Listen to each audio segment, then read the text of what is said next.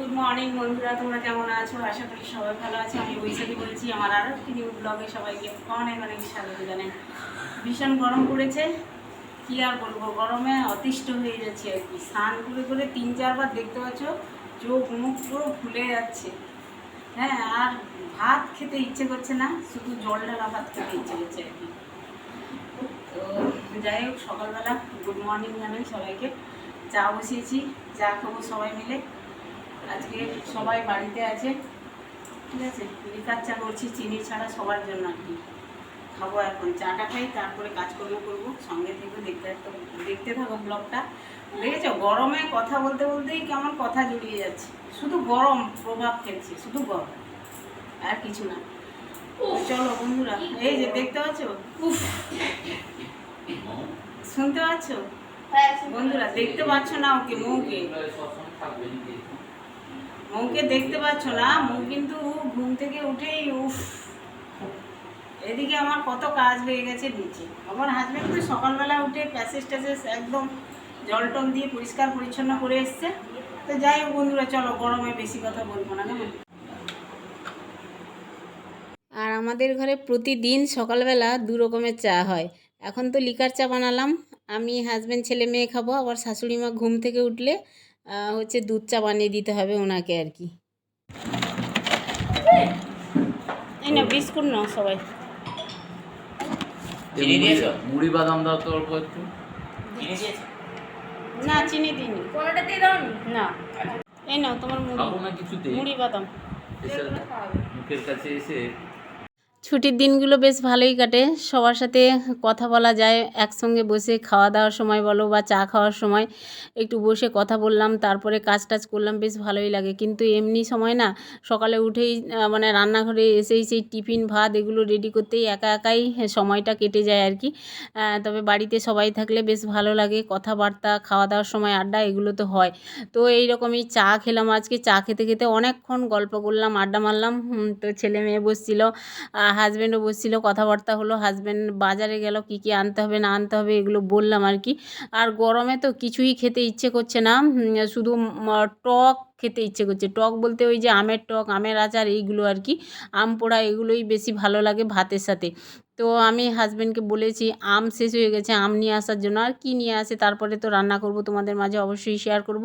তো সঙ্গে থেকে বন্ধুরা ব্লগটা দেখতে থাকো, ভালো লাগবে তোমাদের। সকালে কয়েকটা বাসন ছিল, চায়ের কাপ টাপ ছিল, ওগুলো মেজে নিলাম। আর যা গরম পড়েছে সবার মুখে একই মানে কথা আর কি, কেমন আছো বললেই সবাই বলে গরম পড়েছে, ভীষণ গরম, ভীষণ গরম, সত্যি গরম, এত ভ্যাপসা গরম, মানে অস্বস্তি বোধ আর কি। কিন্তু গরম হোক যাই হোক, ঘরে তো কাজকর্ম করতেই হবে। সকাল সকাল একটু কাজকর্ম সেরে নিলেই কিন্তু বেলার দিকে বিশ্রাম করা যায়। আর যা গরম পড়েছে, যত দুপুর হয় ততই মানে গরমটা বাড়ে আর কি। তো দেখো এখন রুমে চলে এসেছি। রুমে এসে এই যে বেডশিট চেঞ্জ করব, বেড কভার, তোমার বেড কভার বলছি, বেডশিট, বেড কভার তো চেঞ্জ করবই। আর তোমার বালিশের কভারগুলো আজকে চেঞ্জ করে দেবো আর কি। নতুন কাঁচা ধোয়া বেড কভার, বালিশের কভার পরিয়ে নেব। আর জানলা দিয়ে এত রোদ আসে না, এত রোদ আসে, আমি কি করি বলো তো, সকাল সকাল জানলাটা খুলে দিই, রোদের তাপ যখন কম থাকে একদম সকালবেলা খুলে দিয়ে একদম 10টা 10:30টার ভিতরে আমি জানলা অফ করে দিই। কারণ এত রোদ হয়ে পড়ে যায় না, রোদ এসে এই মানে খাট বিছানা সমস্ত কিছু একদম গরম হয়ে যায়। আর শুতে গেলে পিঠে এত মানে চ্যাকাশ করে লেগে যায় না, যেন জ্বালা পোড়া করে পিঠটা আর কি। তো কি বলবো, আর কিছু করার নেই। এই গরমের হাত থেকে বাঁচতে গেলে একটুখানি আমাদের সতর্কও থাকতে হবে, ভালো থাকতে হবে, সাবধানে থাকতে হবে। কারণ এই গরম এতটাই শরীর খারাপ করছে, মানে খেতে তো ততই ইচ্ছে করছে না গরমে।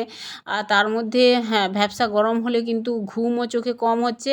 আর তোমার বেশি জল খাওয়া হচ্ছে, অবশ্যই জলটা বেশি খাওয়া হচ্ছে, শুধু জল তেষ্টা পাচ্ছে গরমে। আর শুধু জল তো খাওয়া যাচ্ছে না, জল তো গরম হয়ে গেছে, অ্যাকোয়াগার্ডের জল তো গরম, তার মধ্যে একটু ঠান্ডা জল না মিশালেই নয়। আর ফ্রিজের জল ঠান্ডা জল মিশাতেই হয় ওই গরম জলের সাথে। আর ডাইরেক্ট ঠান্ডা জল খেলে গলা বসে যাচ্ছে আবার। আর এই গরমে তো 3-4 বার স্নান করা হয়, 3-4 বার। আমার তো সকালে একবার জল ঢেলে দিই গায়ে, আবার দুপুরবেলা যখন ইচ্ছে, বিকেলবেলা, আবার রাত্রিবেলা ঘুমোতে আসার আগে, খাওয়া দাওয়ার পরে ঘুমোতে যাব, তারপরে গিয়েই স্নান করে ঘুমোতে আসি আর কি। তখন একটুখানি শান্তি লাগে। তবে বিছানা যা গরম হয়ে যায় না, কি বলবো। আর মেঝেতে ঘুমাবো তো গেছেতেই একদম ঘেমে ইয়ে হয়ে যাই, ডুবে যাই। আর কি বলবো, আঠা আঠা যেন হয়ে যায় গা হাত। এই হচ্ছে ব্যাপার। গরমের সময় অস্বস্তিটা বেশি হয়। শীতে ঠান্ডা লাগে বটে কিন্তু আরাম হয়, কিন্তু গরমে অস্বস্তিটা বেশি হয়, তাই না? তো দেখো বন্ধুরা, একেবারে কাঁচা ধোয়া বালিশের কভার, বেডশিট এগুলো পাতিয়ে দিলাম। আর এই যে জানলা বন্ধ করে দেবো, একটু কিছুক্ষণ খোলা থাক। আর গরমে না সিলিং পাখা তো চলেই, সিলিং পাখার হাওয়া তোমরা জানো, যাদের মানে ছাদ আছে তারা তো জানবেই যে গরমটা কতটা সিলিং ফ্যান চললেই। আর তার মধ্যে টেবিল পাখা তো রাখতেই হয়। আর আমাদের মশারি টাঙাতেই হয়, অনেকের মশারি টাঙায় না শুনেছি, কিন্তু আমাদের এখানে এতটাই মশা না কি বলবো, মশারি না টাঙালে একটুও ঘুমানো যায় না আর কি, মশারি টাঙাতেই হয়। আর মশারি টাঙালে তো সিলিং পাখার হাওয়া তো একটুও ঢোকে না বলতে গেলেই আর কি। তো যাই হোক, কোনো রকম পাখাটা চলে। আর ঘুম আসলেই তো ঘুমিয়ে যাই। আর যতক্ষণ কারেন্ট থাকে ততক্ষণই, কারেন্ট না থাকলে ব্যাস হয়ে গেল ঘুম। এই হচ্ছে ব্যাপার। দেখো আমি কাচাকুচি করব, বেডশিটটা একটু ভিজিয়ে দিলাম সার্ফের জলে। আর কলপাড়ে গেছিলাম, কেচে ধুয়ে নিয়ে এসেছি আর কি বেড কভার, কিছুক্ষণ ভিজিয়ে রাখছিলাম, দিয়ে বেড কভারটা ধুয়ে নিয়ে এসে এই যে আমি এখন আর উপর ছাদেও যাই না, সেটের নিচেও ফেলি না, জামা কাপড়গুলো সবই এই বারান্দার ঘরে রুমে এখানেই ফেলে দিই আর কি, যাতে এখানেই মানে শুকিয়ে যায়। আর হচ্ছে হ্যাঁ, তাপটা যাতে ঘরের ভিতরেও না আসে। ভিজে জামা কাপড় থাকলে না ঘরের ভিতরে শুকিয়ে দিলে এমনি রোদের সময় তোমার মড়মড়ে হয়ে যায়, শুকিয়ে যায় আর কি তাড়াতাড়ি করে। এখন শুকাচ্ছি তো একদম দেখবে 10টা 10:30টার ভিতরে এগুলো একবারে শুকিয়ে গেছে আর কি, এতটাই রোদের তাপ, এতটাই রোদের তাপ। তো জামা কাপড়গুলো শুকিয়ে দিয়েছি, কয়েকটা জামা প্যান্ট ছিল রেগুলার জামা কাপড়, ওই বারান্দার ঘরে ফেলেছি। আর এখানে বালিশের কভার, বেড কভার ফেলে দিয়েছি আর কি। আর দেখো এই যে গাছগুলোতে মানে সকাল বিকাল জল না দিলেই নয়, সকাল বিকাল জল দিতেই থাকি, অল্প অল্প করে এখানেই জল দিয়ে দিই। আর গাছে জল না দিলে গাছগুলো বাঁচানোই যাবে না একদম, গাছে অবশ্যই জল দিতেই হবে। শুকিয়ে যাচ্ছে এবেলা ওবেলা দেখেই মানে গাছের গোড়া একবারে শুকিয়ে যাচ্ছে আর কি। তো দেখো রান্নাঘরে চলে এসেছি, অনেকটাই বেশ বেলা হয়ে গেছে, 8:30 পৌনে 9টা বাজে। আমার হাজব্যান্ডও মানে বাজার থেকেও চলে এসেছে, আর খাওয়া দাওয়া করবে আর কি। সকাল সকাল একটু টিফিনটা করে নিলে না দুপুরবেলা কিন্তু 1:30টার ভিতরে খাওয়া দাওয়া হয়ে যায়, রান্নাবান্নাও হয়ে যায়, সকাল সকাল যদি কাজকর্ম সেরে নেওয়া যায়। আর গরমে কাজ করতে যদিও ইচ্ছে করে না, কিন্তু কাজ করতেই হবে, কিছু করার নেই।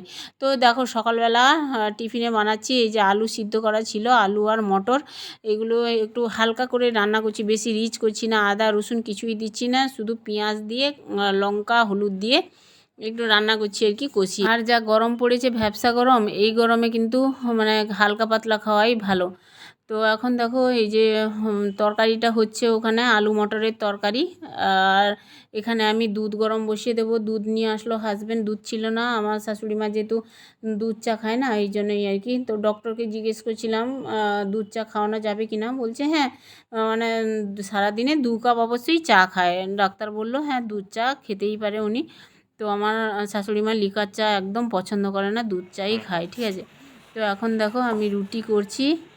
বন্ধুরা দেখো আমাকে দেখো, ঘামে কিভাবে আমি ডুবে গেছি, দেখতে পাচ্ছ?